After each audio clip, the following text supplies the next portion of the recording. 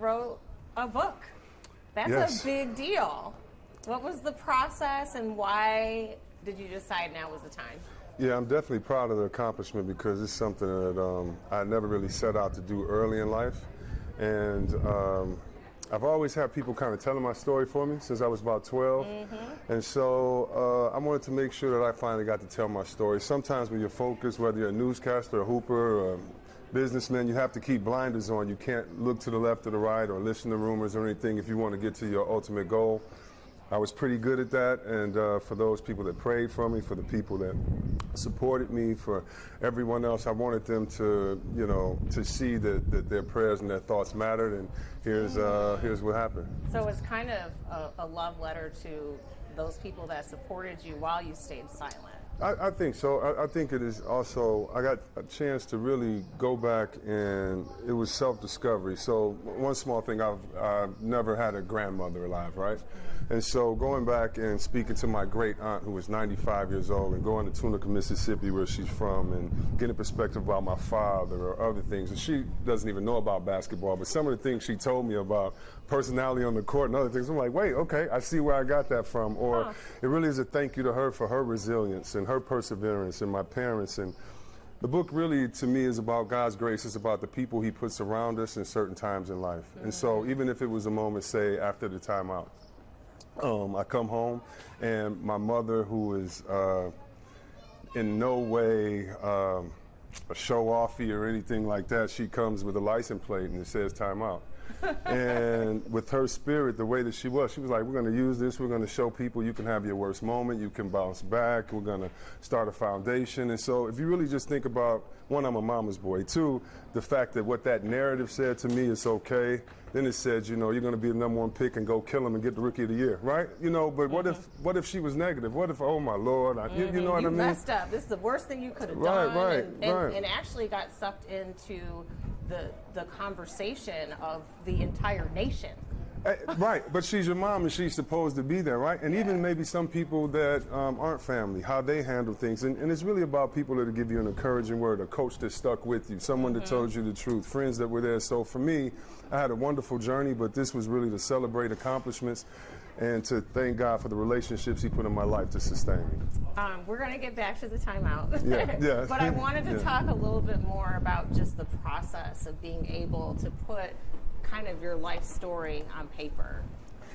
So it's something I would never try to undertake again, because writers, reporters, I respect so immensely, because you have to do your work. And so it started off as simple as, once I made the commitment to figure out how to do it. So I consulted with writers, talked to people. I've been made offers before, but someone else was going to write it for me. And I wanted to have my voice. And so I started off with a stenographer. And I would spend hours with a stenographer, tell my stories, and read them later and go, wow, okay. And then, of course, from bullet points to outlines and things like that, I took a renowned documentarian, Peter Gilbert, with me to go interview my grandmother and my great aunt and others, so I have it on tape for my family. And so the whole process was one of research, a lot of editing, a lot of self-exploration, a lot of self-discovery. And so how was that process? Did you have some moments of emotion? Yeah, because, I mean, you have a few more epiphanies while you're writing the book. You know, so Give me an example. An example could be what happens when you forgive and forget, and then you have to remember again. You have to forgive again, right? And so there's things I saw at the age of 18, 20, and you really look at the perspective from a grown perspective, and you're upset, and you're saying, wait a minute, you really did that? And then you have to be humble and forgive again. So are you talking about people in your life? I mean, are these words that you put in the book about individuals and how they impacted you during, you know, when you were a young athlete and college and to pro? Yeah, it is that. And so being the most recruited player to come out of the state of Michigan, and to be that at 12 years old, and to have some expectations, and then to always have a narrative, and depending on where you're from, that's the narrative that you buy into. And I think today, you know, we can see from news how, you know, how it has to be salacious, how it has to be just a quote, and you won't get the context from it. And that's why I wrote the book, Rhonda, because everyone always talked, and if I did a 1 minute interview or 2 minute interview, you could only take out what you could take out. And so I wanted to speak with full context and let the people make a decision. And so, that was the rewarding part of it. I appreciate how you said you had to stay laser focused because you had a job to do. You were an elite athlete. You're playing in the NBA after you left U of M. But how hard was that? You know that this narrative is going on out there. Didn't you just want to shout out and speak for yourself at any time? I did. It's one of the most gut-wrenching things you have to go through, and it's something, if you do it, you'll be proud. Because I also talk in the book, because everybody goes through this. This is not just a basketball story. This is for everyone. So to let one moment of emotion control the outcome of your life, I have friends that have done that. I talk about that in the book, from friends of mine that have died, before my first AAU game when I was 12, I had a friend that was murdered. And because he was into a lifestyle that murders happen a lot, right? And at 12 and 13, so now at 50, I'm grateful. And I thank God that I had people around me that kept me away from certain instances. But at the same time, I have friends that have let 15 seconds of emotion or a false narrative or wanting to prove something manifest in other ways. And so, yeah, it was hard, especially when you talk about your parents, especially when you know it's not true, especially when you can pull everything together. It's frustrating, but if you can hold on, if you have perseverance and discipline, it is so rewarding because you feel like I didn't have to cop out. And again, the truth is the truth. You have to, decide for yourself in the book. But all things being on the table, I wouldn't want to go to do it again. But I'm very blessed and happy that I'm getting to tell my story. Well, to be an elite athlete at 12, I mean, you're a child. You have kids that are 6 years old. Yeah. So you can imagine 6 years from now what you face for your kids? Yeah.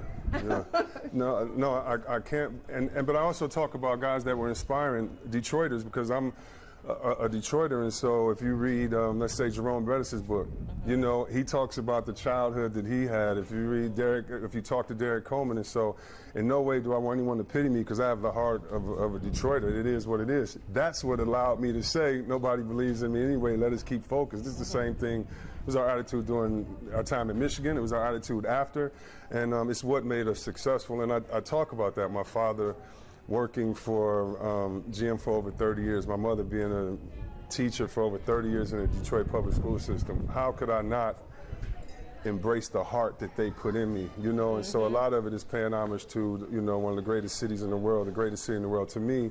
And it's sometimes because you have to overcome some difficult times, but we have the heart and we persevere, and that's what I want people. We talk about mental health right now, and we need to, right? And my thing is, please go get help. Talk about mental health, and it's in you. It's in you. The perseverance, the discipline is in you. Right. So just remember that while you're going.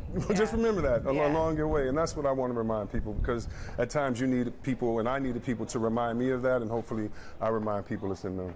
All right, so I know there has to be a big chapter about the Fab 5 days. One of the things that was so heartwarming for all of us here as fans of that time was to see all of you at that game in January on the sidelines with Juwan Howard. Was that your first time back all together in Ann Arbor?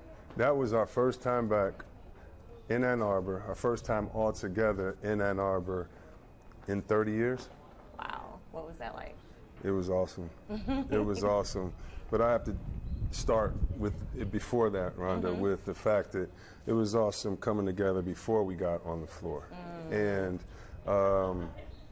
for me personally, not speaking for anyone else, for me personally, I wanted to make sure that Jalen and myself had time privately so that our first moment wouldn't be on TV, because I thought that would be fake. I'm sure he did as well, and it's my man, $100,000, and so for me, it wasn't just the blessing of all five of us getting back together, but in the book, I talk about how the Fab Five started, and that started with me and Jalen at 12 years old playing for a team called the Super Friends, and we promised each other we'd go to the same high school. We couldn't do that, and we were able to get together in college and do it. And it's a story of coming of age, boys to men as well. And so us and Jalen and myself having those moments, being able to celebrate and talk and finish some unfinished business, and then, you know, having that carry out on the court, because all of us were close, but we needed every link in the chain to be as strong, and that's what I'm excited about. And I'm also excited that I'm sure you'll be talking to me and him together about some things we have in the future, because, you know, it's just great that God has given us enough time to return to our friendship, you know. Yeah. Everyone can't say that. So, you know, really blessed. And being on campus with all those knuckleheads and everything, that's the greatest thing in the world. With Juwan being on the bench and coaching and just seeing that, knowing that was a dream for him. And you really have to think about this. It was after he had a heart surgery. Right. I mean, they, you know, sawed his chest open, or, you know, and so to be there, and all of us were there and grateful and thankful and joking, like that was it. And so to be there and hear the fans, the roar of the fans, and to see the response around the country, that's special too. But it's all special together because it happened the correct way. Now, do you guys keep in touch with each other? Is there a group chat, a group text? Like, what's the relationship been like over the 30 years?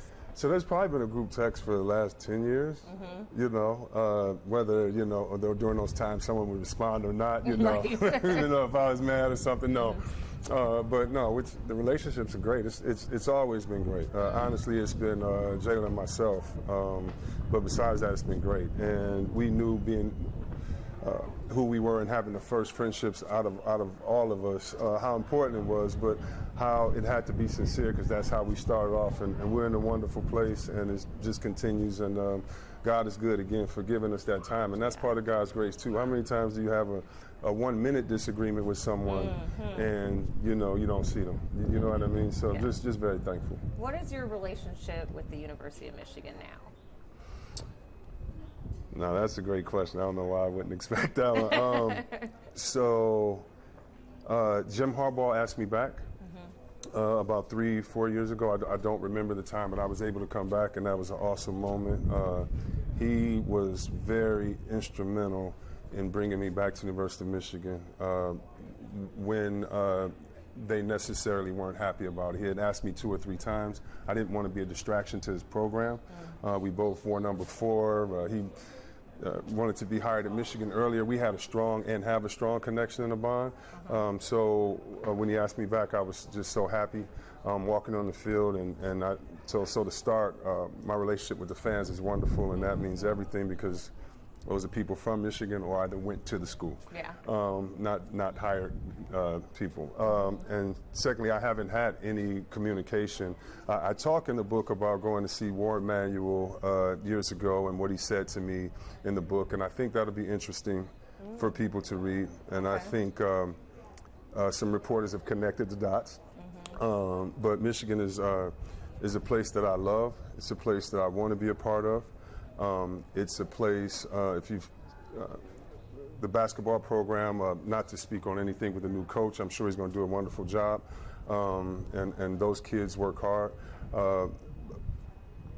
But I've seen a lot of kids not go to the university because of how we were treated and what's known in college and in the industry and amongst people, not just what's thought, but what's known. And so I really, you know, in any way I could, would love to help with the healing and to help with recruiting and helping players, because I do that at other schools, very successful schools, and so I like to do it for my alma mater. So I don't know if there is a relationship or there is no relationship. I've had a scholarship at this university for over $20,000 for the last 30 years.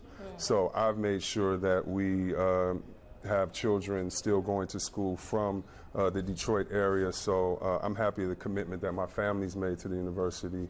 But who wouldn't love to be part of something that they help contribute to and put in? So let's go back to those Fab Five days. I mean, I remember I went on vacation, an international vacation, during that peak, 92, 93, and arrived there. This is in the Caribbean, and people have on University of Michigan gear. Right. I was like, this is crazy. That's right. I mean, it was an international sensation, you guys. Yeah. And how was it for you, like growing up and being that spotlight for the world?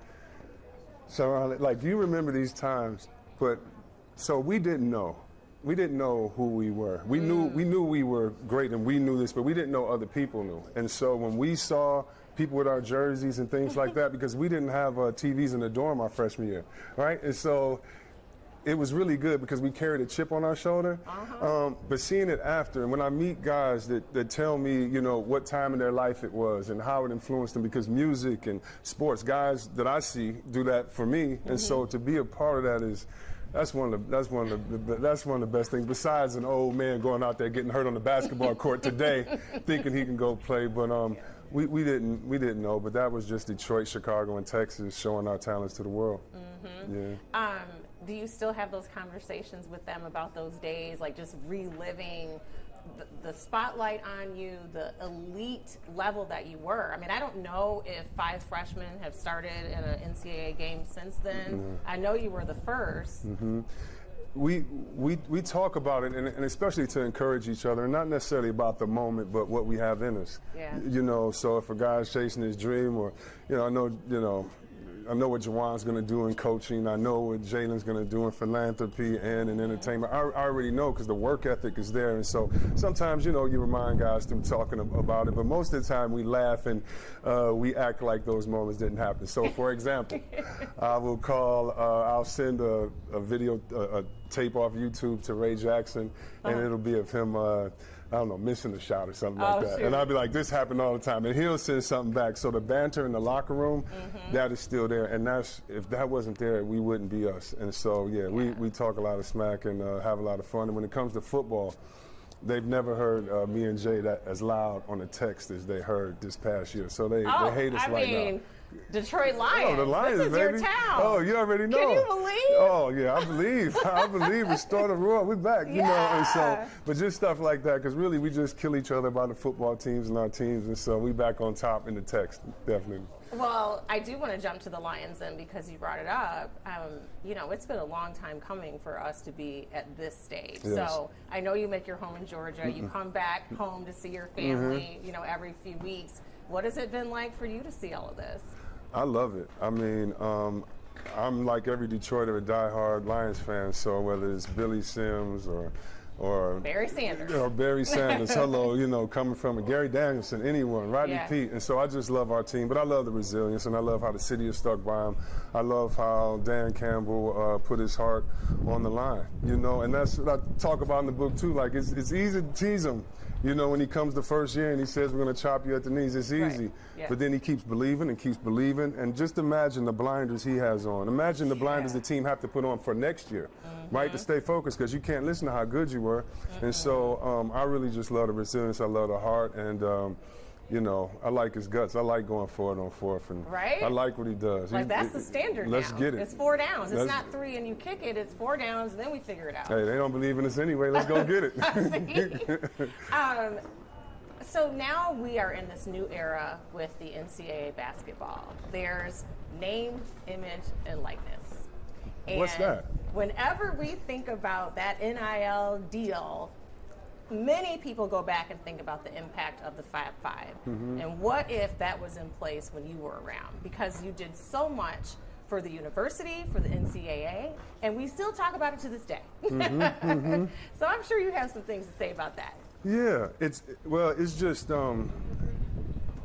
interesting how narratives change. I mean, you can go from a villain to a hero, and again, you really have to have trusted people by you so you can really listen to those narratives, the true ones, while you're going through it. But it's interesting now that Reggie Bush has gotten his Heisman Trophy back. I think he was accused of taking $300,000. I think quarterback this year, Caleb, made $10 million. Right, and so it's a lot. I think it's a time of reckoning. You have athletes that are telling their story. I think it's a time that needs to be one of compromise, because if not, some institutions are going to be gone if they do not listen and if they stay greedy. And hopefully it's a time of celebration, because whether it's the Bayou Barbie or, you know, Purdue this year doing their thing, you know, basketball in college is great.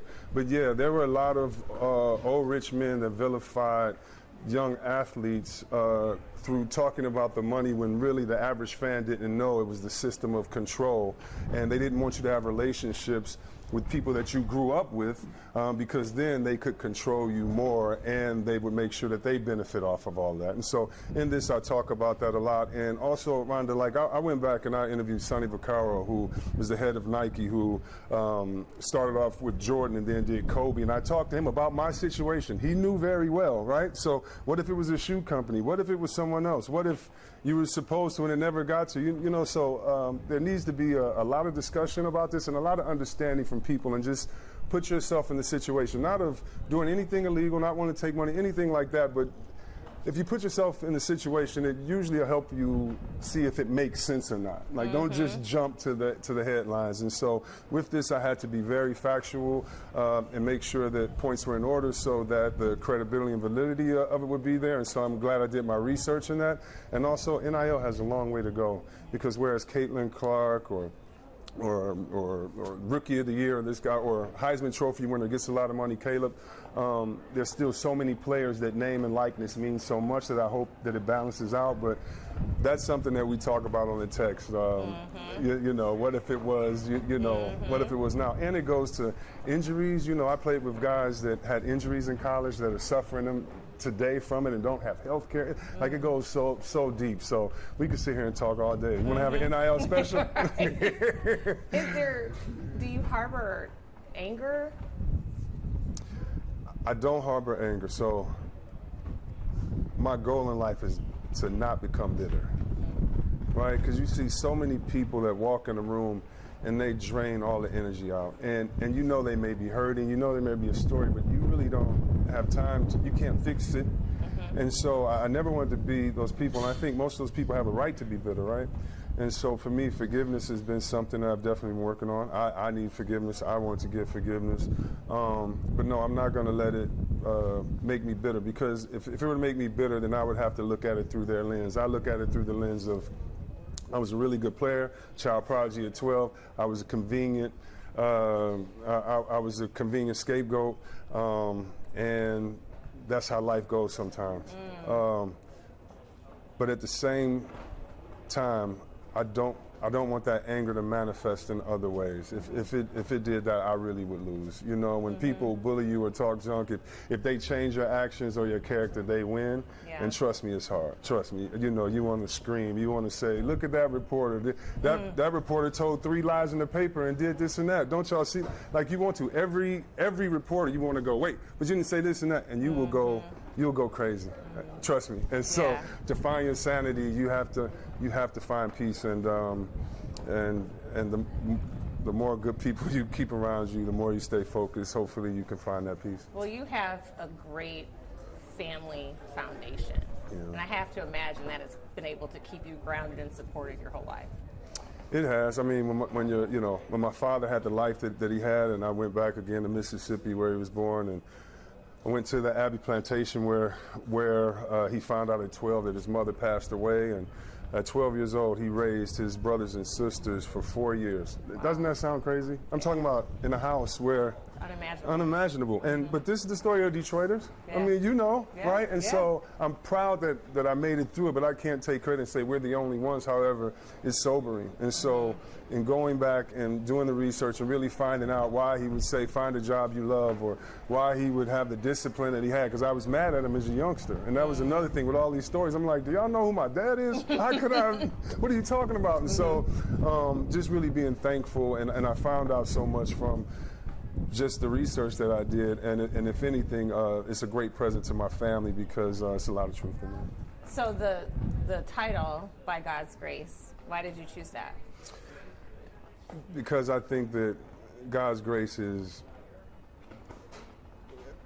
just what sustains us. God's grace is, you know, as the saying goes, but for God's grace, there go I. And it's just the smallest pieces. It's a word that someone says. It's an encouragement. It could be a hug. It could be just seeing someone else's success, a mentor, right? And there was so many good people in Detroit that poured into my life. And I just hope that I remind other people that, don't take it for granted that you see that little girl over there and she's over there talking and standing up, and you go, oh, you could be a reporter. That's going to change her life. And right, you're like, wait, you think I could be a reporter? Come on, right? And pour that into it. And I know you've done that before. And so I just want to remind people, because that's those acts of kindness. And so through our actions, we can be God's grace to other people. And in my life, so many people, you know, and starting with fans in Michigan, coaches, you know, Detroit, you know, so many people that support us. When you talk about the Fab Five, the narrative wasn't great on us, but the people, you knew it, right? They would say, oh, these guys are dunking and, you know, alley-oops, but they didn't get there. We had to get a steal before that, or we had to run sprints to wear long shorts. These weren't things we just made the university do. Coach, oh, so you didn't roll in like, we want to change the fashion here. You had to earn that. Oh, you had to earn that. and I talk about that. And the fact that we had to learn what being a teammate was. When we first wore all the black socks, that was a great moment. Ray didn't want to be there. And when we bought the black socks, it was... Coach came to us and he said, listen, guys, Chris, you're the oldest of the family. He was like, should only some members of the team wear black socks? Right? And so we had to figure it out like it's all of us. And we had to earn that position. So, you know, I just thank God for his grace and the people he puts around us. Yeah. So tell me the story of just you getting to Detroit Country Day. I know that wasn't your first choice. Right. Right. Okay. You're not feeling that plane? Yeah. So tell me the story of you ending up at Detroit Country Day, because I believe I've heard you say that was not your first choice. No. So again, God's grace is not getting what you want. Right, and so what's best for you? That's right. Yeah. So I wanted to go to Southwestern so bad. I wanted to play for Coach Perry Watson. Anderson Hunt played there. Vashawn Leonard, that played with Jalen there, lived 3 houses down the street from me. These are my guys. I want to play with them. My mother wanted me to go to Detroit Country Day. It was a scholarship opportunity. Your mother, an educator. My mother, an educator, a teacher, and I thought she was just being a mean teacher because she erases my homework. She's disciplinarian, you know. And at that time, I didn't understand. I didn't understand my father going along with my mother and not fighting and arguing for me, thinking, you know, wait a minute, you should know sports. And I just thank God for Country Day. I thank Him for the relationships that I have. Some of them are still some of my favorite relationships or closest relationships to this day. And but my freshman year, I tried to fell out and do some stupid stuff, but you can't do that when your mom says, okay, go get some bad grades and we'll see if you play basketball, right? And so she's going to win. Right. And so I thank God for her and the fact that she was there. In another moment with that, we were able to win 3 state championships, and I was able to have a home. Jalen did his thing over there, and we played together. So our dream came true. But it also happened in Sacramento when I got traded from Washington. It was the worst moment. I thought it was worse than the timeout because Sacramento was basketball purgatory. So I called my father, and he gives me the old, you know, speech. Hey, boy, you better go. Hey, just do it. So you know, just go. But my mother, she's like, oh, it looks like God has opened up an opportunity for you. And I was so mad because I'm thinking like, Ma, you don't know basketball. Here you go again. And it was one of the biggest blessings. Yes, and so, you were amazing with the Sacramento Kings, and we all followed you there. Yeah, no, and it was great to play there. And so even that, you know, and having your family really be a great structure for there. So yeah, I didn't want to go to Country Day. I thought that you couldn't have a great career, and that's because you're listening to the naysayers. I'm 13 years old, and guys are saying, if you don't play there, you can't do it. But I'm playing at St. Cecilia. I'm in Detroit, so I'm always playing against the best talent. Right. And but it's 13. You think it's the end of the world. So I'm glad my mother made that decision. All right, let's get back to the timeout. Yeah. Because that moment was crushing. Yeah. Did you immediately get past that, or did that take some time? That I was very fortunate in the timing of events. So the timeout was around April 4th or 5th, and there was a draft June 30th. And so I only had a little bit of time to feel sorry for myself. And I made sure that I put the work in and stayed focused, even though it was the depths of despair. Like, I can't tell you how bad I felt. I mean, I'm not trying to gloss over that, but while I was feeling bad, the only thing I could do was pour my pain into working out, right? And then again, with my mother coming in and saying, you know, listen, this is, look, you had it, you know. I mean, if I had one game I had to show my son, it would be the timeout game. Because I played great in that game, made a big mistake in that game, and I got better after that day. And truthfully, I don't know how. I just kept blinders on and one foot in front of the other. I talk in the book about sometimes we don't know where we're going till we get on the other side. So even if you're walking in a sandstorm, you have to put one foot in front of the other. And I was able to do that with a lot of great support. So have you had a conversation with your mom since then? She makes this license plate. She's trying to take care of her baby and make sure that you're going to be okay with this positive spin on, we're going to start a charity. This is going to be our mantra. Have you had a conversation with her about that time in your life, how scary that must have been for her, how she wanted to be able to help you get through it? What was her mindset? Yeah, it's funny. I interviewed my mom, and she's the worst interview because she's quiet and she's funny. But it's who she is. So when she was at Mumford, there were certain attitudes that she had with kids that I'd be like, how can you? She's like, oh, that girl got it in her. She could do it anyway, And so that's who she is. It wasn't just that one moment. It was the culmination of all her moments, and she gave that one moment to me. Like, I knew she was sincere with it. So, when I talked to her about it, her thing is she just had her and her girls praying for me. But that's a lot. I call them for friends a lot of times. But no, my father, Rhonda, really, because I knew their stories and who they were, it's going to sound crazy, but I felt like I had been prepared for that moment. Right? But that's not something good, but I felt because when I was at the podium, I knew what I had to do. I knew I had to take responsibility. I knew that nothing mattered except we lost and whatever is in there. And so I really was proud of how I did it, but it was because of them that I was able to see correctly during that time. So the banners aren't hanging at Chrysler Arena. How do you feel about that? Truthfully, when I see the banners or our numbers, right? Because it's a lot of ways if you want that you could work with it. I just think it's a disservice to the university, a disservice to the fans, because our memories are here. That's the funniest thing. You don't own anybody's memories. And truthfully, around the country, not in Detroit, not in Michigan, around the country it looks really sad. Like we never tell around because their opinion doesn't matter here, but it looks very foolish. It looks very foolish, just as foolish as it looked at USC without having Reggie Bush there. It looks foolish. And so now the conversation has come back up again, right? Reggie Bush gets his Heisman back.